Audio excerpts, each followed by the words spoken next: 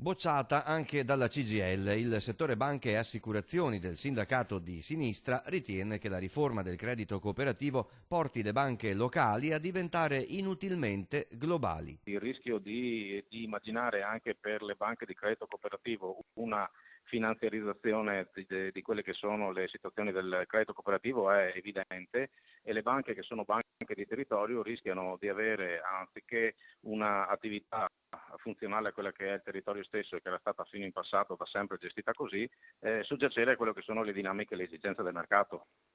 La riforma porta le responsabilità, soprattutto per quelli che sono gli affidamenti più grossi, a centri di governo del rischio che non sono certamente più a livello locale, per cui tecnicamente sì, il rischio di dover decidere di scelte sul territorio, che scelte sul territorio possono essere fatte in altri ambiti. Banche lontane, secondo la CGIL. Uno spiraglio sembra venire da due emendamenti Lega 5 Stelle al progetto di legge che rimetterebbero in discussione l'essenza della riforma. Le banche di credito cooperativo possano, qualora avessero determinate caratteristiche, non siano più obbligate a entrare nei gruppi. Questo di fatto minerebbe alle fondamenta quella che è la vecchia tipologia di riforma, perché mentre prima le BCC erano obbligate a partecipare ai gruppi bancari, a mente di questa richiesta, di questi emendamenti, potrebbero le banche evitare di coinvolgere a nozze nei gruppi. Dal lato dipendenti il contratto lavoratori delle BCC è scaduto da 5 anni che per alcune realtà sono stati molto difficili,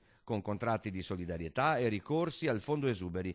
Riforma delle banche e anche del contratto, dice la CGIL. Che era pensato il contratto per banche di credito cooperativo che avevano un dimensionamento a volte di comprensorio di pochi comuni, oggi invece si soggiace a un gruppo che spiega i suoi effetti a livello nazionale, per cui dobbiamo aggiornare anche le fonti contrattuali.